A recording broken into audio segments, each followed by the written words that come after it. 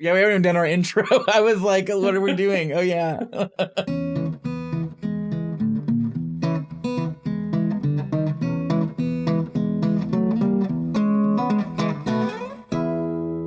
Welcome to A Century in Cinema. I'm Arthur. And I'm Andrew. And this is a podcast where we discuss a classic film from every year. And today's film is from 1943, Le Corbeau, translated into English as The Raven, from director Henri-Georges Clouzot. Very good. And as always, you can find where to watch that in our show notes. I myself watched it on the Criterion channel. I don't think you can find it anywhere else. The Criterion channel also comes with supplements, which are really nice, so it's a good package. Even their physical copy of it seems to be out of print. You can't find this anywhere. And actually, I remember when we were discussing what film we were going to watch for this year, I brought up to you that this movie has the wackiest Criterion cover art I've ever seen. It looks like someone drew it with a black ink pen. Mm-hmm. And it's a very silly drawing of this monster thing over a town. When I saw it, I thought, I've never seen that cover before in my life. Then I saw it was the director of Diabolique, which is a film I really love and have been interested ever since. And then when we were discussing what film to watch this year, I brought this one up because I've been interested in it for a while. All right, let's exit out of a couple of these things and go to our update. What's going on in 1943? So 43 is seen as a turning point in the war after the Axis powers of Nazi Germany, Imperial Japan, and Fascist Italy had been eating up more and more territory. There are a handful of decisive victories where the Allies pushed them back. In North Africa, Italy surrenders and the Allies make landfall in Italy. The Battle of Guadalcanal in the Pacific has America on the offensive against the Japanese for the first time. And in the Soviet Union, the Battle of Stalingrad breaks the German offensive, and the Red Army will begin pushing the Nazis back into Germany. But remember, there are other things going on in the war outside of the battlefields. I learned about this. There is a disastrous famine in India brought on by neglect from British authorities who were too tied up in the war to help the people there. It's estimated that up to 3 million people might have died from this. Oh my God. Crazy, right? I've never heard of that. That's insane. 3 million people all from starvation? Yeah, just because the British were so tied up with everything going on in Europe and their territories around the world suffered. In the United States, rationing becomes normal, but the effects of the Great Depression are essentially over. You've got women taking over men's jobs because they're all fighting in the war. You've got huge assembly lines churning out bombers, ships, tanks, etc., etc. And at the movies in 1943, at the top of the box office is This Is the Army, a musical comedy about the war. There's also For Whom the Bell Tolls, another war film. And Casablanca, which premiered last year, has its wider release early this year. So war films up and down the box office. Mentioned earlier in this podcast, Day of Wrath by Carl Theodor Dreyer is released this year. An incredible film about witch hunts. And Maya Deren takes the experimental art world by storm with Meshes of the Afternoon. Also, I Walked with a Zombie. Very silly title, not a silly film, a great movie. Those are some of my favorites. Oh, and Alfred Hitchcock's Shadow of a Doubt, which I brought up during 39 Steps, was released this year. Oh, and Senshiro Shigata, the first Kurosawa film. Now, I did want to try to find a film from this era, this World War II era, that was not just coming from, America, Britain. I did want to try and find a film that was coming from one of the Axis countries. We looked at Germany. There's not a lot of films coming out of Germany right now, none that are worth mentioning. There is an adaptation of the Titanic story. Doesn't have great ratings or anyone really recommending it. But then we saw Les Corbeau, The Raven, and this seemed like an interesting film coming out of France, occupied by the Nazis. And there's quite a bit to talk about with this film. Oh, yeah. It's funny you bring up not a lot of films came out of Germany because, in a weird way, this one kind of did come out of Germany. Right? Yeah. But we can get to that in a moment. Who's diving into this crazy plot? I'll try to take this on because let's just go over the basics, right? Because this is a mystery story. This is a film that if you want to watch it, I highly recommend you go watch it without listening to the rest of the podcast. Yes. Listen to the little summary, but we'll get into spoilers during the podcast. Right now, spoiler free. Right. This is a story that takes place in a small French town. We follow Dr. Germain. He's a doctor who is the target of a vicious sort of smear campaign. These anonymous letters that are being sent to him and his associates accuse him of abortion and murder. And all of these people surrounding Dr. Germain seem like they might be trying to sabotage him. He's got this woman who's trying to seduce him. He's got this psychiatrist who's tormenting him and getting into his head. He's got the other political leaders in the town. He's got all these people who might be trying to ruin his reputation. And there is death. There are people getting cancer and someone commits suicide. And it twists and turns and then comes to a pretty wild conclusion, and it has a fantastic ending. And just to reflect Arthur's previous sentiments, from this point forward, this will not be a spoiler-free podcast because there's too much to dissect. But we've made so many jokes in previous episodes about spoiling movies that are so old. That basic plot description is fine. You should just watch it because the way it twists and turns is so interesting. And the ending, I was pretty shocked by it. Actually, I mean, I meant to ask you this because your opinion on spoilers is pretty loosey-goosey. I think mine is too. But this is one of those films where I do feel like the pulpy aspect of it, the like twist and turn and the solving the mystery is really in the fun of it. And I don't think you can get the same sort of enjoyment out of it if you know what's going on. Yes. My opinion on spoilers is that a great film will still be entertaining regardless if you know what happens at the end. And it's not so much that I see no value in spoilers at all. Of course, I understand people like to be surprised by the plot.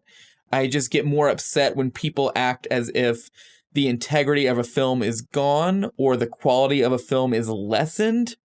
I had kind of an infamous bout against Game of Thrones in which 3 years later I was proven completely right.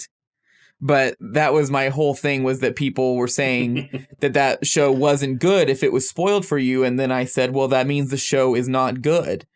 And then, of course, it infamously went on to have a completely nonsensical ending that the creators then defended by saying everyone had predicted the ending they wanted to do, so they had to do something differently. And I think that's horrible storytelling. Spoiler culture ended up really messing with the storytelling in that show, you think? Yes, absolutely. I don't think there's any doubt in that whatsoever. And there are also plenty of films out there that I think people get really obsessed with, trying to stay away from spoilers for movies that just, superhero movies, Star Wars, these things that really, the spoilers for those films don't matter. They don't matter. They do not matter. I don't want to get on this. But this is a mystery thriller. This is a whodunit. I do feel like the spoilers here are something you might want to avoid. And I would like to clarify that I don't think Les Corbeau is any worse a film. If I'd have known who the letter writer was the entire time, then I would have still really been gripped by the performances, the editing in this film, the sharp cuts. I mean, this is such a well-made film. So that's more of my piece on spoilers. Yeah, Yeah, and again, if you do choose to listen to this entire podcast, just know we will be spoiling the ending. I don't think it will ruin your entire enjoyment of the film. I just think it will take that little edge away from it, but there is still so much to appreciate in this movie, and it's very good. I feel like I'm already jumping in on my thoughts. All right. What were your thoughts on this movie? Moving on. So, thoughts on this movie? Thought it was great. Yeah. Totally loved it. The twist and turn, the pulpy nature of it, sort of storytelling, and man, that midpoint where she's getting chased through the town by the angry mob. Oh my gosh. Was so tense. Yes. There's a lot of just really good, tense moments throughout this film. And then the ending was... I watched this by myself. But I wanted to yell at the TV. It's her. It's her. It's her. It's her. And then when it wasn't her, oh my God, just like so many like... Yes. Just so many great moments. Yes. So this was the fourth Clouzot film I watched over the course of this weekend. I revisited Diabolique. I watched The Wages of Fear. I watched La Vérité, and then I watched Le Corbeau. And I can say confidently, nobody in the history of cinema knows how to end a movie as well as Henri-Georges Clouzot. I'm telling you, this guy nails it every time. There was not a single moment when Finn came on screen that my breath was not sucked out of my lungs. And the thing about this one is, even though I did really love it, I would actually consider this the least tense and least scary of his films I've seen. Oh, really? Even though I still found it very tense. I was thinking when I was watching it, oh man, he's still sort of figuring it out and learning right now. I mean, this is only his second film, which is That's right. so impressive. And so that was sort of how I felt about it as far as the comparison goes. But when I look at it as just a film, I think it is superb. The tension is exquisite. And yeah, the ending was crazy because those are kind of your two most sympathetic characters. Yeah. And then the film puts you as an audience member in this post where it's like, it is one or the other because of this situation. And I was sitting there and I just thought, okay, I'm just going to let them play it out because I feel like they're going to pull another trick. And I thought, okay, it's going to be Denise because that final reveal of Laura's blotted paper showing that she was the one who'd written that letter, quote unquote. I thought, okay, it's going to somehow wrap around to it's still Denise. And then when it was the husband, I was upset, first of all, because we just see Laura get carted off to the insane asylum, screaming for mercy and for someone to believe her. And that's how her arc ends, man. She's stuck. Like, that was so screwed up. That was a screwed up ending. He always has something really nasty and screwed up at the end of his movies. Always. And it just sort of chills your heart a little bit. Then you also get, on top of feeling that chill, you get the cathartic release of the mother having killed the man who she knew it was him the whole time. And I loved that. I loved it. She was like, I think I know who it is, and you'll know who I think it is in a couple of days. And she was right. She knew the whole time who it was.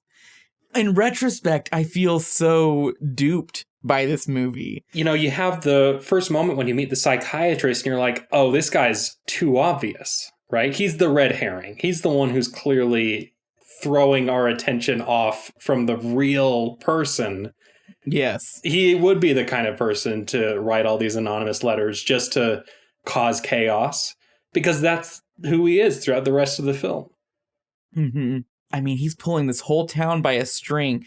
He leads that huge dictation ceremony where he makes everybody write for hours and hours. He just enjoys tormenting people. He's just really enjoying messing with everyone's heads. Part of his plan is sending his own wife to the insane asylum. Yeah. Oh my gosh. The whole thing just... And it's crazy because I wasn't even super surprised because, like you said, he was a suspect in my head the whole time. It's so obvious that you're like, it can't be him. This is, in my humble opinion, the best edited film we've watched up to this point. There are so many inventive transitions in this movie, and that's something that will continue to an even further degree in his career. But for this to be so early, there are some really subtle match cuts between people being on the frame and cutting to another person, people's arms being against a wall and then it cutting to a window frame that's in the same spot. There's just so much detail and precision. And, you know, if you don't know to look for it, you really won't notice it at all. It just makes the movie move, and it just makes the movie have sort of a breakneck pace, even when there's nothing really happening. And there's a long stretch of this film where nothing is really happening. It's just simmering. After the midpoint, yeah, it felt like things kind of slowed down, but you're like, we're only at the midpoint.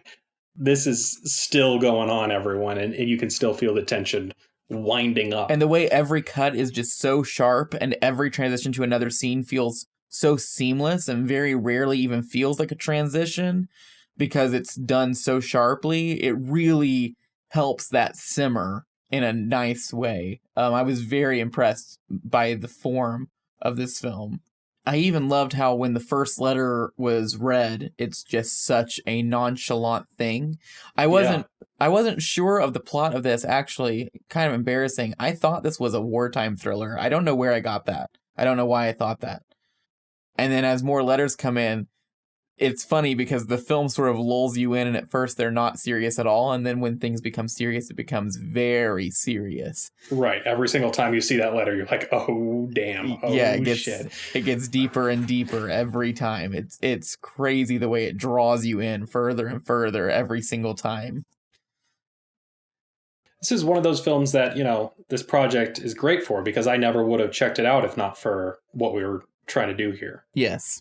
And same for you. I mean, you apparently own all these Clouzot films and only just now got around to watching them. Okay, so Diabolique came into my life really early on in my collecting days.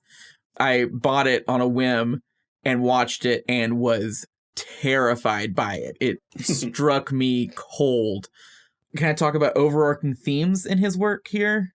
I think this is a great time to transition into Clouzot. The most fascinating thing, and this is the major theme of Diabolique, it's these two women who both work in a school together, and there's this headmaster who is abusive and horrible towards them, and they murder him and throw his body in a pool, and then when they drain the pool later, his body has disappeared. That's the setup for the thriller. And that entire film is all about how these two women are so suffocated by the misogynistic society of the school and of the culture around them. It's an all-boys school as well. So they're sort of being attacked and mistreated on both ends of this male spectrum of age. Wages of Fear is a film about four men who have to go on this terrifying mission where they are driving these trucks filled with nitroglycerin over a rocky road, and the slightest bump could potentially blow up the entire truck. They all start off so macho. Their inability to express their emotions in a healthy way because of their masculine portrayals turns them all against each other. So I'm sensing a trend. Toxic masculinity, misogyny, yes, relationships between men and women, and the disturbing nature of that aspect. Because La Verite is just a woman played by Brigitte Bardot on trial for murdering a man, and the entire film is this old moralistic French society projecting all of their insecurities with her and her free lifestyle. It is just, so that's like his normal thematic framework. I mean, I would definitely classify him as a feminist filmmaker. And then this film is a movie that this entire town is controlled by this group of men to the point that one of them is able to get away with this horrible crime. and nobody even suspects him purely because he's the main psychiatrist in town, and he would never do anything like that. He's got a good head on his shoulders. That's the entire reason why he isn't suspected by people in the town. But really, the suspects go the nun, the femme fatale, the mistress. It is all just being pinned on the poor women in this town. It already folds into his framework just by default, but it's even more interesting because the true story this is based off of, the Tula affair, it was a woman who was sending all the letters. Did you read about that at all? Yeah, that happened, I think, in the 1910s in France, something like that. From 1917 to 1922. That's right. And she was certified insane, and she really flipped that entire town up on its head, and even wrote letters addressed to herself and about herself. So even someone going in as a French audience member at the time, they would definitely be aware of that scandal. So they would even be going into this knowing it's based off of that story and expecting it to be the woman. Good point. And I love the subversion of it. I just love it so much. He pretty much says this entire scandal, people are blaming it on this woman, and she was the one that wrote the letters, but there was a lot more going on in that town, and she was driven crazy pretty much by the men in that town, and by the fact that all of the women were being forced to work these long, hard hours and were essentially enslaved by the town during war efforts at the time for the First World War. Right. She just sort of snapped and started spreading letters of all this gossip and everything. So this film is even a criticism of that actual scandal by saying, you know, it's so easy to pin it all on this woman, but there was this horrible society that was treating her poorly and put her in this situation where anyone would have snapped. I thought that was so interesting. Yeah, I guess I hadn't thought of it that way because I got really tied up with the reactions from both sides of the political spectrum when this film first came out. Now, it's interesting. This film was released in 1943 under Nazi occupation in France. And then after the liberation in 44, it was banned after the Allies took over. So the weird irony is that this film was shown in theaters under the authoritarian dictatorship, and then the Allies come in, and then it's banned. Yeah, it's so interesting. I mean, and, you know, there are logistical reasons behind that. None that I would agree with, per se.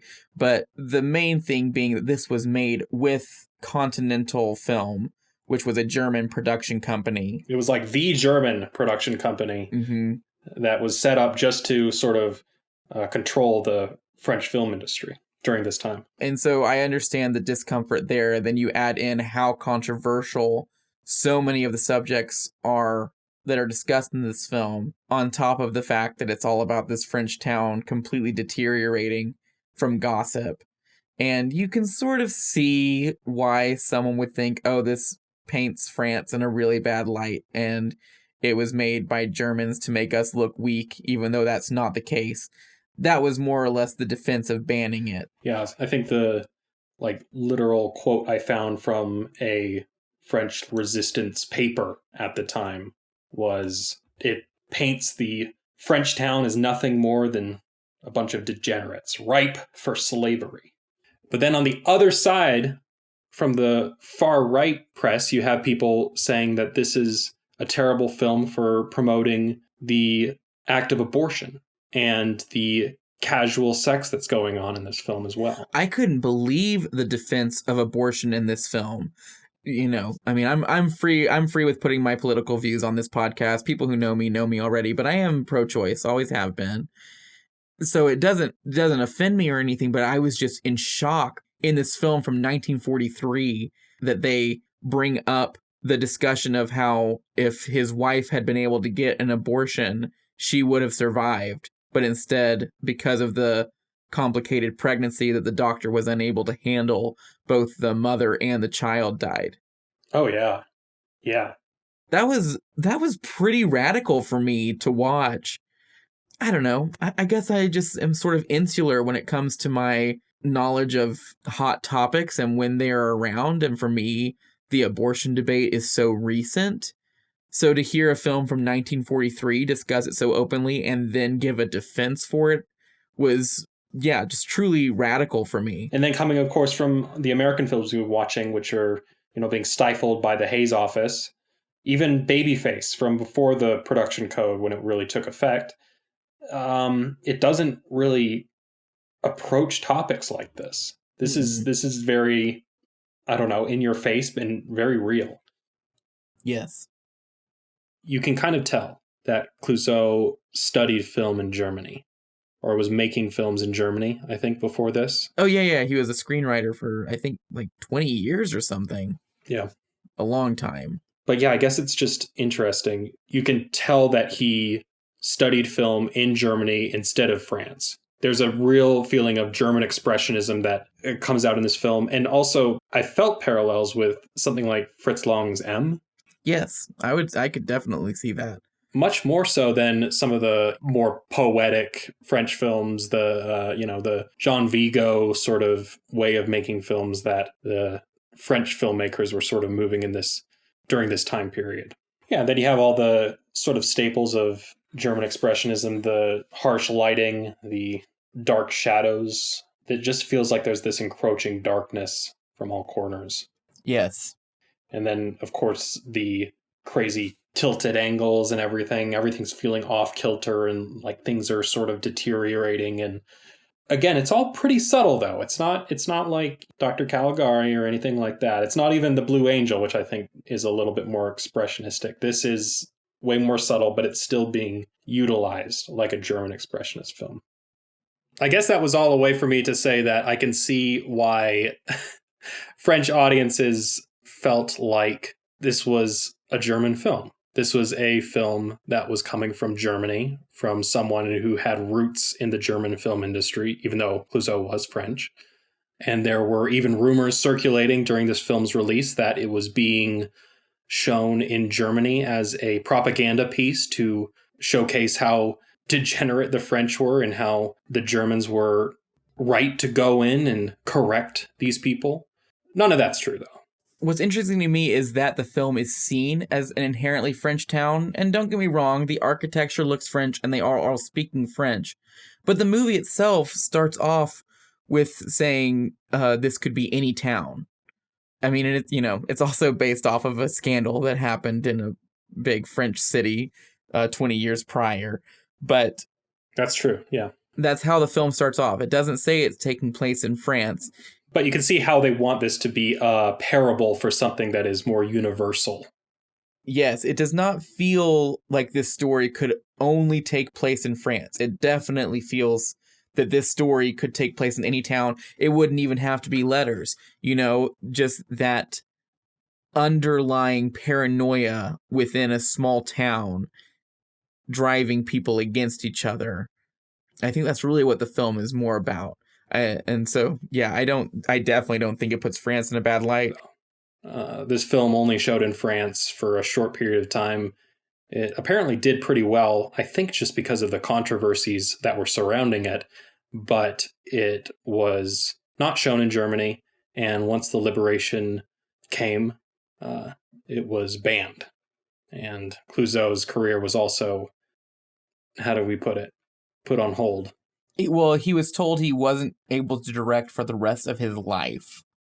But then it's so weird. There's no legal forms. There's no documentation of it or anything. As far as we know, it was just somebody telling him. But they said, no, instead of a lifetime ban, it's just a 2-year ban. Right. And it's so funny because there's a lot of documentation of him getting a lifetime ban, but it being scaled down, first scaled down to 4 years, and then scaled down to 2 years. I do think, even though the film was banned and people had problems with the subject material, that sort of unofficial, under-the-table gesture signifies that even those people were aware this guy has some real talent. That's how I choose to perceive that anyways. Well, apparently some of the people who were on the committee to ban him had not even seen the film. They just knew of its sort of rotten reputation and said, we got to react to this. We got to do something about you. And that's that's just getting caught up in the moment, really. To think of people banning or being upset by a film without having seen it. I mean, can you imagine? I'm actually kind of shocked that the Nazis in charge of France let this through. I mean, there's the argument against abortion and casual sex, that kind of thing, the far right is not a fan of. But there's also the fact that this film is all about people writing anonymous letters to get their neighbors in trouble. And, it's a sharp critique of that sort of behavior, of course. Huh. But that was the kind of thing that the Gestapo was a big fan of. They loved anonymous letters from everyone around France saying, oh, this neighbor I know is harboring Jews, or they're doing something that they really shouldn't be doing. You should go look into that. A lot of people saw this film as a critique on the Gestapo's behavior during the French occupation as well. That is so interesting. I hadn't even really thought about that or pieced that together. But yeah, it makes way less sense for the Germans to be okay with this film at the time, as opposed to the French people not being okay with this film at the time. Well, all I can guess is that the Germans were just really occupied with losing the war at this time, that I guess they didn't have a lot of time to worry about censoring French films. I guess it's interesting to note that this sort of fits into the slate of films that Continental was pumping out into the French public. Apparently they really liked the mystery genre, these sort of pulpy films. A lot of them were apparently comedic, and this is clearly a much darker story. Yeah, he does not do humor too often. He made a contractually obligated comedy, but he had no desire to make it, and it was his least successful film financially. And yeah, I think that's so funny that the one comedy he made, he said, I don't want to. And they said, too bad. and then it's like a bad movie. I think the comedy just takes a different type of flair, and he is so talented at making thrillers that I don't really care if he doesn't have that muscle to flex, truly. I guess I find it interesting too that Continental wasn't, forcing a bunch of weird propaganda films about the Nazis onto the French public. Apparently they had the sense to not do that, and they just gave them a bunch of comedies to try to placate them. And I'm sure that it really was just on the basis of it being made by Continental Pictures that swift delegation was dealt against the film and Clouzot as a filmmaker. Clouzot was friends and had worked with a German, Alfred Greven, who was installed by Goebbels, the propaganda minister, to puppeteer the French film industry, essentially. So Clouzot was close to the Nazi high command, closer than you might want to be. Yeah, 1 degree of separation isn't great. I do want to point out that so many other films from this time period coming from the Ally powers were basically propaganda films about heroes and people, rising to the challenge of this era in history. I can see why people would really put down this film for its depiction of, it's anti-heroes, it's shades of gray. This is not the time for a film like this to really resonate with a population at war. So yeah, I mean, I understand the paranoia and fear. I understand the emotion behind it. Again, I would never defend banning a film, but I do understand where those emotions were coming from. And they seem to be swiftly corrected. Yes. And the film is reappraised within 5 years. It's in 1947 that people start to say this film is worth people's time. And even though it was never re-released in French cinemas, they would do these nighttime cinema clubs. We actually mentioned that earlier in the La Delante episode, that was how that film was sort of discovered and how Jean Vigo was really learned to be appreciated. Oh, that's right, yeah. In those same late night French cinema clubs, this film was shown as well. And that same group of people, Godard, Jean Renoir, all of those people, they saw it at those clubs and started and thought it was something really special.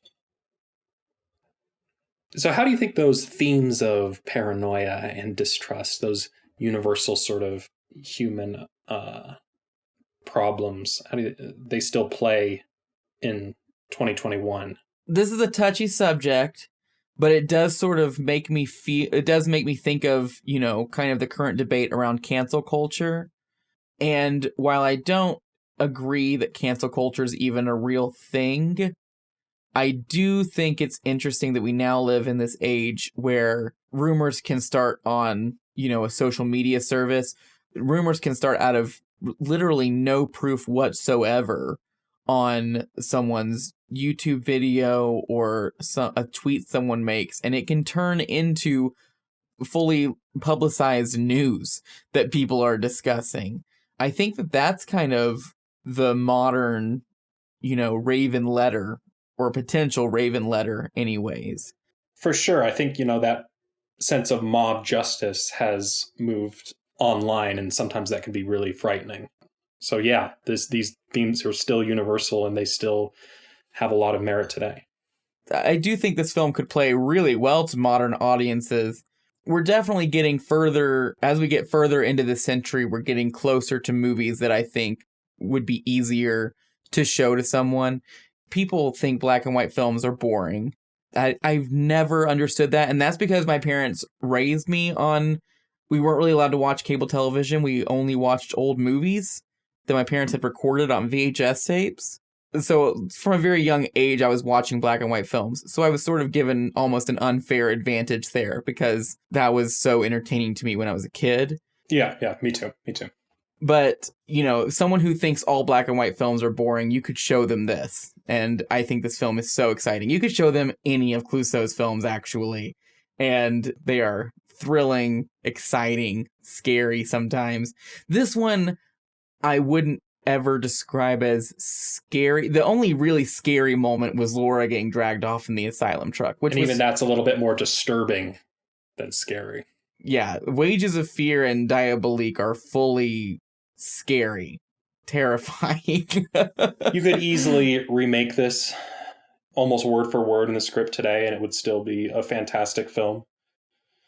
Let's look at some reviews from the time period. This, for our listeners, what we're going to do here, this is from an article off of a French website. We will post that article in the show notes, but you do have to translate it. So I'm also going to be posting screen capped images of this on the Facebook post. So feel free to go to the Facebook page and take a look at the reviews there if you would like to see them. Okay, so you found these reviews this week. Usually I'm the one who digs up the reviews, but it was complete luck. I was planning on bringing these up as supplemental material. And then when you told me you were unable to find a review, I thought, oh, well, I found one. But it was digging. So we have a collection here. I first want to read from Jean Cocteau's diary, which I think, do we have like a copy of that whole book? I would love to read Jean Cocteau's diary. I would read everything he has to write. But he says, Clouzot's film is remarkable. He proves to me once again the effectiveness of the author-director. Atrocious film like certain patches by Maupassant or Zola, each image is disturbing, violent, and goes to the end. I phone when I get home, which is probably a weird translation error. You see here that even in 1947, much later, someone was very angry. Armand Mongeau in Humanity says that, I can guess the Hitlerian eagle, which begins to flap its wings again for the benefit of those who have an interest in demeaning our people, in relationship to this film and every detail that it is built upon. And my assumption is that is a reactionary review, because 1947 was the year that Henri-Georges wrote his return of Le Corbeau essay, which was one big piece to try and get the film re-released. So I'm assuming that, because, a Hitlerian eagle, I don't see it. And maybe that's the benefit of 100 years on of us being removed from this. But I don't see that in this film. But again, I feel like I would come down and say this is more of an anti-Gestapo sort of film, really. Yes. Just based on what I see in the plot, just the anonymous letters and the mob mentality and how that's depicted as a very bad thing. Under the guise of a police investigation whose interest does not weaken, the director offers us the most ruthless images that social satire has ever presented to us in cinema. And I definitely think that's what the film is. It sort of scapegoats itself to be some sort of detective procedural noir film, but it really is just about the seedy underbelly of this town and how quickly these people are to turn on each other. Anything else about Le Corbeau that we should touch upon? I like to give a little tidbit here. One of my favorite tidbits about Diabolique. Hitchcock had read the book and wanted to adapt it, but then found out Clouzot had already bought the rights. And when he came out of the film, he said, well, he did it better than I could have. And Clouzot was told throughout his entire career that he was the French Hitchcock because of how good his thrillers were and how edge of your seat his movies made people. And all he ever said about it was that he was a big fan of Hitchcock and that he was super honored to be compared to him. And I always thought that was just so nice that they both really respected each other. No competition or anything, even though I would argue they probably are the two best thriller directors who've ever lived. Andrew, thank you for all of your tidbits. Yeah. I feel educated. I feel like I'm walking away with a new appreciation for this kind of film. I really do want to watch more Clouzot films. I mean, I'm going to have to come over and borrow some. Yes. Start with Diabolique and then Wages of Fear. I hope that Le Corbeau, it being on the Criterion channel, is a sign of hope for me. That means the rights aren't completely out of Criterion's hands. And I hope we get a really nice Blu-ray edition of this movie sometime soon. Because this would be a film I would love to introduce to people. Now let's look ahead. What do we got going on next week, Andrew? Is next week Double Indemnity? It is! Oh my god. So you have not seen this film. Of course, neither have I. This is on my list of shame of movies that I really feel like at this point I should have seen. And I never have. And I'm so excited to get to see it because I'm a huge fan of Billy Wilder.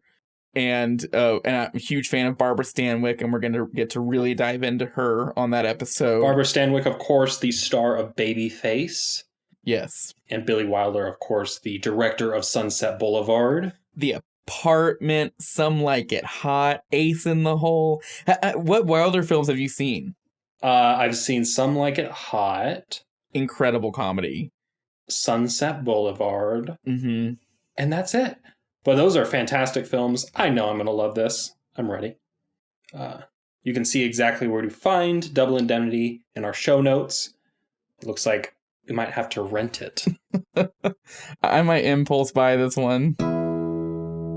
I just want to give a shout out to all our Patreon members who keep the show running. Thank you all. You too can become a patron and get access to bonus episodes linked down in the show notes. You're listening on YouTube now, so like and subscribe and comment down below. Tell us if you've seen the film. What did you think of it? Did we miss anything? Thank you all for listening, and we'll see you for the next one.